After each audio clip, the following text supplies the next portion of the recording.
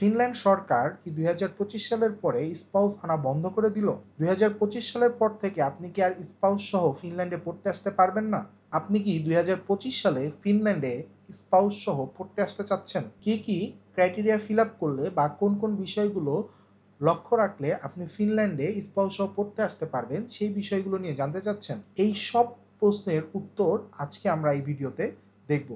তো চলুন শুরু করা যাক আজকের এই ভিডিওটি। 2025 সালে ফিনল্যান্ড সরকার স্পাউস নিয়ে পড়তে আসার ক্ষেত্রে বেশ কিছু নতুন ক্রাইটেরিয়া সেট করে দিয়েছে। এর অন্যতম কারণ হচ্ছে ফিনল্যান্ডে বেশ কিছুদিন যাবৎ বা বেশ কিছু বছর যাবৎ আমরা অনেকেই স্পাউস নিয়ে আসছি, এবং এই স্পাউস আনার পরে আমরা বিভিন্ন বেনিফিট, সোশ্যাল বেনিফিট এবং বিভিন্ন যে সরকারের অনুদানগুলো আছে এগুলোর জন্য রেগুলার অ্যাপ্লাই করে যাচ্ছি, এবং সরকার যে দক্ষ জনশক্তি তাদের দেশে আনতে চাচ্ছিল, এই জায়গা থেকে তারা কিন্তু অনেকটা পিছিয়ে যাচ্ছে। এই সব কিছু পর্যালোচনা করে সরকার নতুন একটি নীতি ঘোষণা করে, এবং এই নীতিতে দেখা যায় যে যারা ব্যাচেলরে বিশেষ করে স্পাউস আনতে চাচ্ছিলেন তাদের ক্ষেত্রে বেশ সমস্যার সম্মুখীন হতে হচ্ছে। এখন কিন্তু আপনি চাইলে যে কেউই স্পাউস হিসাবে ফিনল্যান্ডে আর প্রবেশ করতে পারবেন না। তাদের নির্দিষ্ট কিছু ক্রাইটেরিয়া সেট করা আছে। আপনি যদি এই ক্রাইটেরিয়াগুলো ফুলফিল করতে পারেন তাহলেই কেবল আপনি স্পাউস সহ ফিনল্যান্ডে পড়তে আসতে পারবেন। ব্যাচেলর কিংবা মাস্টার্স দুই ক্ষেত্রেই পূর্বে ফিনল্যান্ডে স্পাউস সহ পড়তে আসার ক্ষেত্রে কোনো ধরনের কোনো বাধা ছিল না বা কোনো রুলস অ্যান্ড রেগুলেশন ছিল না। কিন্তু বর্তমানে ফিনল্যান্ড সরকার একটি নতুন রুলস অ্যান্ড রেগুলেশন জারি করেছে, যেটা গত 16 জুন 2025 থেকে লাগু হচ্ছে। অর্থাৎ আপনি যদি 16 জুন 2025 থেকে তার পরবর্তী সময়ে আপনার অ্যাপ্লিকেশনটা ইন্টার ফিনল্যান্ডে সাবমিট করে থাকেন, তাহলে কিন্তু আপনি নতুন রুলসের আন্ডারে পড়বেন। অর্থাৎ আপনাকে নতুন রুলস অনুযায়ী আপনার ডিসিশনটা দেওয়া হবে। এই রুলস অ্যান্ড রেগুলেশন আসলে মাস্টার্স কিংবা ব্যাচেলর কারোর জন্য স্পেসিফিকভাবে বলা হয় নাই, সামগ্রিকভাবে বলা হয়েছে। এবং এই নতুন রুলসটা হচ্ছে, আপনি যখন স্পাউস হিসাবে অ্যাপ্লাই করবেন তখন আপনার বয়স অবশ্যই অবশ্যই 21 বছর হতে হবে। এবং এই রুলসটা যে শুধু স্পাউসের জন্য প্রযোজ্য তা কিন্তু না, এই রুলসটা মেইন অ্যাপ্লিকেন্টের জন্যও প্রযোজ্য। অর্থাৎ আপনি যদি চিন্তা করেন যে আপনি 2025 সালে বা 2026 সালে ফ্যামিলি নিয়ে ফিনল্যান্ডে পড়তে আসবেন, সেই ক্ষেত্রে আপনাকে এই জিনিসটা মাথায় রাখতে হবে, যখন একটা মেইন অ্যাপ্লিকেন্ট অ্যাপ্লাই করবে স্পাউস সহ, তখনও কিন্তু তার বয়স হইতে হবে 21 বছর, এবং তার স্পাউসের বয়সও হইতে হবে হচ্ছে 21 বছর। ন্যূনতম 21 বছর না হলে তার কিন্তু রেসিডেন্স পারমিট গ্রহণযোগ্য হবে না, অর্থাৎ সে স্পাউস হিসাবে অ্যাপ্লাই করতে পারবে না। তবে এই ক্ষেত্রে কিছু কিছু ব্যতিক্রম আছে, সেই ব্যতিক্রমগুলো আমি আজকে আলোচনা করব, এবং আপনাদেরকে এই ক্রাইটেরিয়াগুলো বলে দিব যে আপনারা কিভাবে এই অ্যাপ্লিকেশনটা স্পাউস হিসাবে বা ফিনল্যান্ডে স্পাউস এবং হাজবেন্ড দুইজন একসাথে আপনারা হচ্ছে পড়তে আসবেন, সেই জিনিসগুলো আমি আজকে আপনাদের সাথে আলোচনা করব।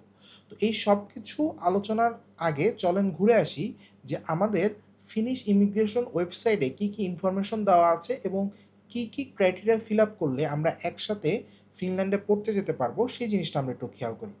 তো আমি যদি ফিনিশ ইমিগ্রেশনের যে ওয়েবসাইটটি আছে সেখানে চলে আসি, সেখানে residence permit, first residence permit, এবং তারপরে moving to Finland to be with a family member and my spouse in Finland, অথবা আপনারা একসাথে যদি করেন সেটাও কোনো সমস্যা না, আপনারা একসাথে অ্যাপ্লাই করলে সব ক্ষেত্রে এই রুলসটা প্রযোজ্য হবে। তো এই পেজে আপনারা যখন যাবেন তখন দেখেন এখানে হেডিংসই দেওয়া আছে যে residence permit on the basis of family ties when your spouse has residence permit. অর্থাৎ যখন আপনার মেইন অ্যাপ্লিকেন্টের রেসিডেন্স পারমিট হবে, অর্থাৎ মেইন অ্যাপ্লিকেন্টের যখন ভিসা হবে, তার পরবর্তীতে আপনি যখন স্পাউস হিসাবে বা একই সাথে যখন আপনারা অ্যাপ্লাই করবেন, প্রথমে মেইন অ্যাপ্লিকেন্টের ডিসিশন আসবে, এরপরে আপনার স্পাউসের ডিসিশন। তো যখন আপনি স্পাউস হিসাবে আপনার ফাইলটা ধরা হবে, তখন আলটিমেটলি এই টোটাল প্রসেসে দুইটা রুলস ফলো হবে। এই দুইটা রুলস কি? একটা হচ্ছে permit requirements for application submitted before 16 June, আর একটা হচ্ছে permit requirements for application submitted on or after 16 June. অর্থাৎ নতুন যে রুলসটা আসছে এই রুলসটা আপনার 16 জুন থেকে কার্যকর হবে, 16 জুন 2025 থেকে। যারা 16 জুন 2025-এর আগে ইন্টার ফিনল্যান্ডে আপনার অ্যাপ্লিকেশন সাবমিট করেছেন তাদের ক্ষেত্রে পুরাতন রুলসেই আপনার ডিসিশন আসবে, অর্থাৎ কোনো ব্যারিয়ার, কোনো রিকোয়ারমেন্ট কিচ্ছু নেই। নর্মাল আপনি যে ইনকাম রিকোয়ারমেন্ট আছে বা আপনার স্পাউসের যদি পজিটিভ ডিসিশন আসে মেইন অ্যাপ্লিকেন্টের, তাহলে স্পাউসও ডিসিশন পেয়ে যাবে।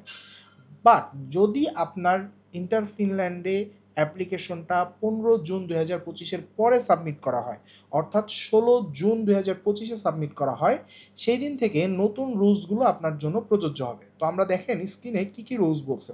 তারা মূলত, আমি যদি এগুলাকে মিনিমাইজ করি, তারা মূলত 4টা ক্রাইটেরিয়া কিন্তু এখানে প্রকাশ করেছে। 4টা ক্রাইটেরিয়ার মধ্যে প্রথমটা কি, you and your spouse are married or in a registered partnership, অর্থাৎ অবভিয়াসলি আপনি এবং আপনার স্পাউসকে ম্যারিড হইতে হবে এবং এই ম্যারিড সার্টিফিকেটটা ফিনিশ এম্বাসিতে জমা দিতে হয়, যেটা লিগালাইজড হয়ে পরবর্তীতে আবার আপনার কাছে পাঠাবে এবং সেই জিনিসটা কিন্তু আপনার অ্যাপ্লিকেশনে অ্যাটাচ করতে হবে।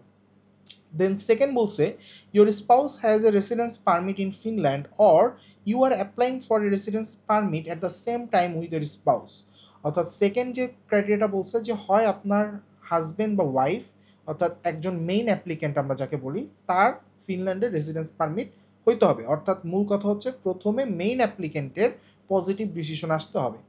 এরপরে আপনি চাইলে পরবর্তীতে আলাদা করেও রেসিডেন্স পারমিটের অ্যাপ্লাই করতে পারেন আপনার স্পাউস ফিনল্যান্ড যাওয়ার পরে, অথবা আপনার স্পাউস ফিনল্যান্ড যাওয়ার আগেই আপনার ডিসিশন যখন অলরেডি আপনার মেইন অ্যাপ্লিকেন্টের চলে আসবে তখন আপনার স্পাউসের জন্য আপনি অ্যাপ্লিকেশন করতে পারবেন। 3 নম্বর পয়েন্ট ওরা যেটা বলছে, you and your spouse are at least 21 years of age when your residence permit becomes valid। এই পয়েন্টটাই কিন্তু 16 জুন 2025-এর আগে ছিল না। 16 জুন 2025 থেকে এই পয়েন্টটা, এই ক্রাইটেরিয়াটা নতুন করে আপনার অ্যাড হয়েছে ফিনিশ ইমিগ্রেশনে। সো এখন আপনি যদি ফ্যামিলি সহ ফিনল্যান্ডে অ্যাপ্লাই করতে চান তাহলে অবশ্যই আপনার এবং আপনার স্পাউসের বয়স অ্যাট লিস্ট 21 বছর হইতে হবে এবং এই ক্ষেত্রে তারা কিছু কিছু সাব ক্যাটাগরি তৈরি করে দিয়েছে, যে জিনিসটাও আপনাদের জন্য ইম্পর্টেন্ট, সেটাও আমি আপনাদেরকে দেখাচ্ছি।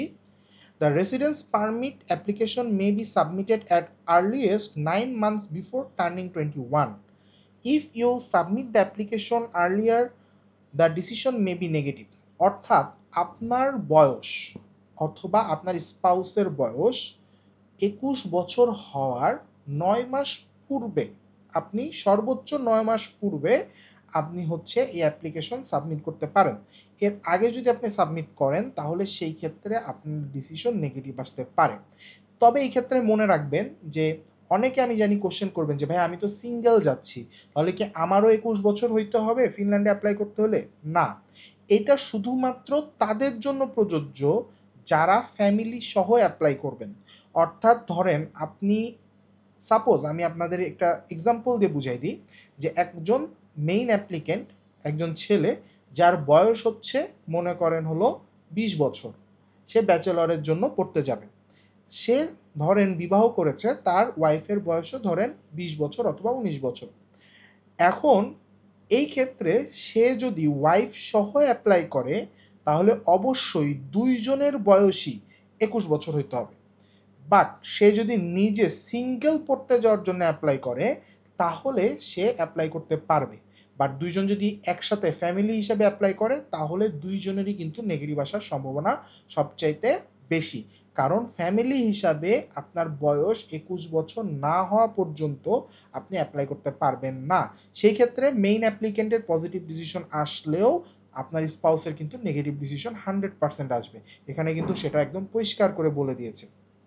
তাহলে আপনারা যেটা করবেন, সে যখন 21 বছর টার্ন করবে, অর্থাৎ মেইন অ্যাপ্লিকেন্ট যখন 21 বছর টার্ন করবে তখন সেই স্পাউসের জন্য অ্যাপ্লাই করতে পারে, কিন্তু সেক্ষেত্রেও মাথায় রাখতে হবে স্পাউসের বয়স যেন 21 বছর হয় অথবা 21 বছর হইতে ন্যূনতম আর 9 মাস বাকি আছে, এমন সময় সে স্পাউসের জন্য অ্যাপ্লাই করতে পারবে। সেকেন্ড সাব ক্যাটাগরিটা যেটা বলেছে, the validity period of residence permit can not begin before you and your spouse have turn 21। অর্থাৎ আপনি 9 মাস পূর্বে, 21 বছর হওয়ার 9 মাস পূর্বেও যদি আপনার স্পাউসের জন্য অ্যাপ্লিকেশন করেন ইন্টার ফিনল্যান্ডে, আপনার ওয়াইফের বয়স 21 বছর না হওয়া পর্যন্ত তার রেসিডেন্স কার্ডের ভ্যালিডিটি কিন্তু আসবে না।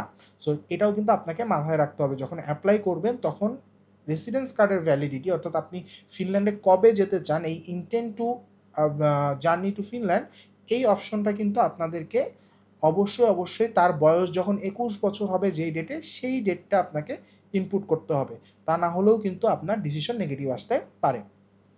এরপরে 3 নম্বর পয়েন্ট যেটা বলেছে, if you and your spouse have joint custody of child, you can obtain a residence permit as the child's parent or guardian even if you or your spouse are not yet 20 years old of age. অর্থাৎ আপনি এবং আপনার spouse যদি 21 বছরের নিচেও হয়ে থাকেন, কিন্তু আপনাদের যদি একটা বেবি থেকে থাকে, সেই ক্ষেত্রে আপনারা কিন্তু 3 জনই একই সাথে ফিনল্যান্ডে ফ্যামিলি সহ অ্যাপ্লাই করতে পারবেন। সেই ক্ষেত্রে কিন্তু আপনার যে রেসিডেন্স পারমিট সেটা কিন্তু family ties as a spouse হবে না, সেই ক্ষেত্রে আপনার রেসিডেন্স পারমিটটা হবে family ties as a parent or guardian of that child. অর্থাৎ যখন একজন মেল অ্যাপ্লিকেন্ট অ্যাপ্লাই করবে, তখন তার এগেনস্টে তার বেবি অ্যাপ্লাই করবে এবং বেবির গার্জিয়ানের এগেনস্টে আপনার স্পাউস অ্যাপ্লাই করবে। এইভাবে কিন্তু তারা একটা সিস্টেম করে 3 জনকে ফিনল্যান্ডে অনুমতি দিবে। কিন্তু সেইটা তখনই সম্ভব যদি আপনাদের বয়স 21 বছরের নিচে এবং আপনাদের একটা বেবি থাকে, তাহলে আপনারা একসাথে তখন ফ্লাই করতে পারবেন। তখন আপনাদের ক্ষেত্রে এজের রেস্ট্রিকশনটা থাকবে না। তো এই রুলসটাই কিন্তু ফিনল্যান্ড সরকার 2025 সালে 16 জুন থেকে কার্যকর করেছে। অর্থাৎ যারা চিন্তা করছেন যে ফিনল্যান্ডে আপনারা স্পাউস সহ একসাথে পড়তে আসবেন, তাদেরকে কিন্তু এই রুলস অ্যান্ড রেগুলেশনগুলো মাথায় রাখতে হবে। এবং একই সাথে আমি আপনাদেরকে আরও একটা জিনিস দেখাই দিই, সেটা হচ্ছে যখন আপনারা স্পাউস হিসাবে অ্যাপ্লাই করবেন, তখন কিন্তু আপনাদের ইলেকট্রনিক যে অ্যাপ্লিকেশন ফি, সেই অ্যাপ্লিকেশন ফি হচ্ছে কিন্তু আপনাদের 530 ইউরো, যেটা বাংলা টাকায় মোটামুটি 78,000 থেকে 84,000 টাকার মধ্যে, ইউরো রেট আপ ডাউনের উপর পড়বে। অর্থাৎ আপনাদেরকে ইন্টার ফিনল্যান্ডে ফি দিতে হবে 530 ইউরো। ওকে, অ্যান্ড আরও একটা জিনিস আপনাদেরকে একই সাথে দেখাই দিই, যখন আপনারা অ্যাপ্লিকেশন করেন, তখন এই অ্যাপ্লিকেশনের টাইম শিডিউলটা আসলে কেমন থাকে, তো বা কতদিন পর আপনাদের স্পাউসের ডিসিশনটা আসতে পারে। সো দেখেন, এখানে কিন্তু তাদের ওয়েবসাইটে সব কিছু একদম ক্লিয়ার করে দেওয়া আছে। আপনার যদি ফার্স্ট রেসিডেন্স পারমিট হয় এবং আপনার অ্যাপ্লিকেশন প্রসেসিং টাইম মোস্ট কেসেসে 4 মান্থের হবে, 4 মান্থস, এবং মাইনরিটি কেস অর্থাৎ খুব অল্প কিছু সংখ্যক কেসে সেটা 9 মাস পর্যন্ত যেতে পারে। অর্থাৎ আপনি ডিসিশন 4 মাস থেকে 9 মাসের মধ্যে পেয়ে যাবেন। এর আগেও হতে পারে, but in general maximum decision এখন 3-4 মাসে চলে আসতেছে। বাট ম্যাক্সিমাম যদি কোনো প্রবলেম হয় বা আপনার কোনো ডকুমেন্টস এক্সট্রা লাগে, সেটা 9 মাস পর্যন্ত করাতে পারে।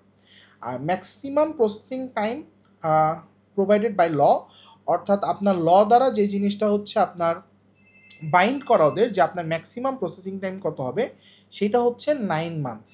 অর্থাৎ 9 মাসের ভিতরে অবশ্যই আপনাকে ডিসিশনটা তারা জানিয়ে দিবে। খুব রেয়ার কেসে এটা 12 মাস পর্যন্ত পৌঁছাতে পারে, বাট এর উপরে কখনোই যাবে না। বাট আপনি যদি স্টুডেন্ট হয়ে থাকলে আপনার এই জিনিসটা কিন্তু ল দ্বারা প্রোটেক্টেড আছে, যে একজন ফ্যামিলি মেম্বার, স্টুডেন্টের যদি ফ্যামিলি মেম্বার হয়, তার ডিসিশনটা অবশ্যই সেটা 3 মাসের মধ্যে দিয়ে দিতে হবে। এবং এটাও কিন্তু এই যে আপনাদের এখানে পরিষ্কারভাবে লেখা আছে যে family members of a student or researcher, এটা হলো 3 মান্থস। অর্থাৎ এটা আপনার কিন্তু ম্যাক্সিমাম অ্যাপ্লিকেশন যে প্রসেসিং টাইম, সেটা কিন্তু উল্লেখ করে দিয়েছে। সো আপনারা এই মিগ্রির ওয়েবসাইটে, অর্থাৎ ফিনিশ ওয়েবসাইটে ঢুকলে আপনাদের যত ধরনের কোয়েরি আছে, এই সবগুলোর অ্যান্সার বর্তমানে কিন্তু ফিনিশ ওয়েবসাইটে দেওয়া আছে। তো আপনারা ফিনিশ ওয়েবসাইটে একটু ফলো আপ করলেই আপনাদের সকল প্রশ্নের উত্তর পেয়ে যাবেন। এরপরেও যদি আপনাদের কোনো প্রশ্নের কনফিউশন থাকে বা কোনো প্রশ্ন থাকে আমার প্রতি, ডেসক্রিপশন বক্সে আমার হোয়াটসঅ্যাপ নাম্বার এবং ফেসবুক আইডি দেওয়া আছে, আপনারা ওইখানে সরাসরি মেসেজ করে আমাকে কিন্তু প্রশ্নগুলো জিজ্ঞেস করতে পারেন। আর অনেকে ইন্ডিয়ার ভিসা নিয়ে বর্তমানে টেনশনে আছেন যে ফ্যামিলি সহ ইন্ডিয়ার ভিসা কিভাবে করব। সো বর্তমানে সেটা একটু ছোট্ট করে বলে দিই, বর্তমানে কিন্তু ইন্ডিয়ার ভিসা আপনার ফ্যামিলি সহ ডাবল এন্ট্রি ভিসা দেওয়া হচ্ছে, এবং সেটা স্লটের মাধ্যমে।